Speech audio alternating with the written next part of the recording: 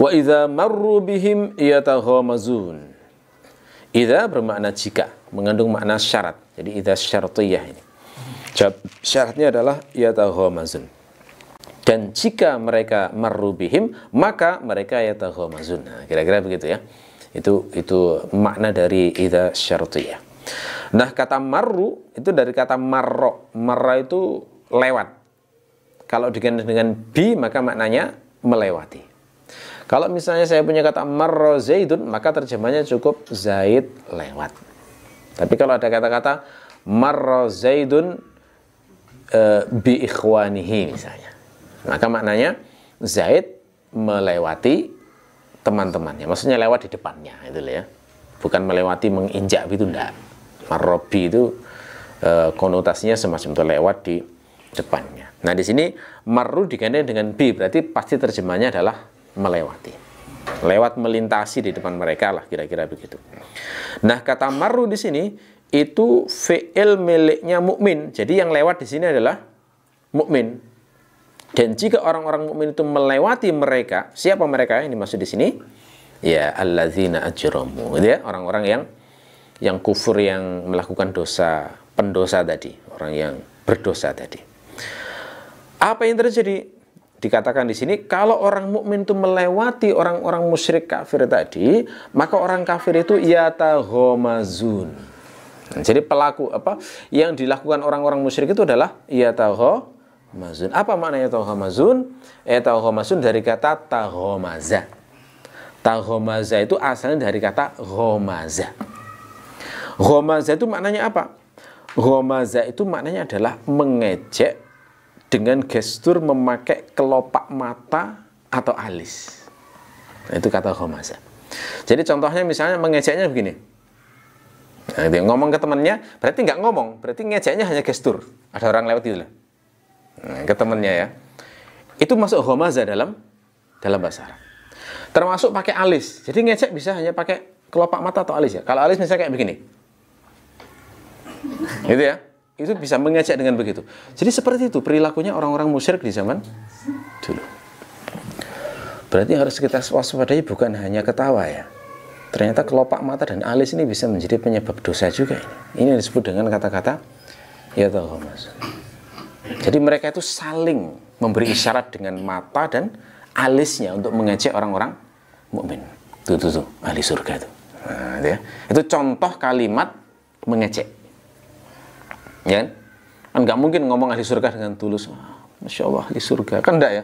Kalau kata-katanya tuh lewat ahli surga itu misalnya. Tuh yang mau dinikahkan dengan bidadari bermata jeli misalnya, itu kan jenis ejekan kayak begitu. Ghamaza itu juga maknanya adalah al-jassu bil yad. Jadi kalau bahasa kita itu mencolek ya, mencolek itu ternyata juga bisa jadi jenis hinaan juga. Ini misalnya kayak okay.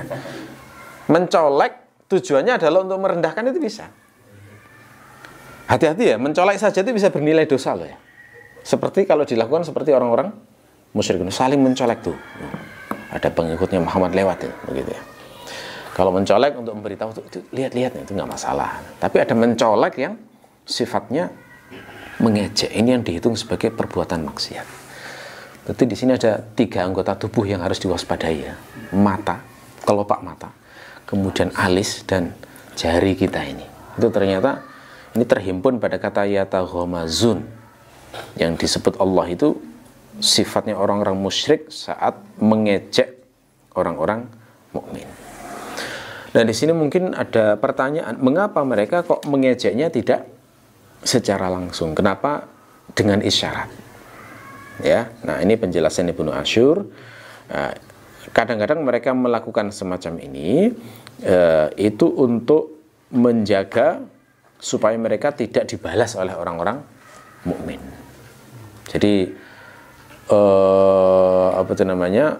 Kalau mereka itu merasa sebagai orang yang terhormat, lalu kemudian menghina orang yang mukmin, kemudian orang mukmin itu membalas dengan menghina mereka, itu mereka nggak mau semacam itu.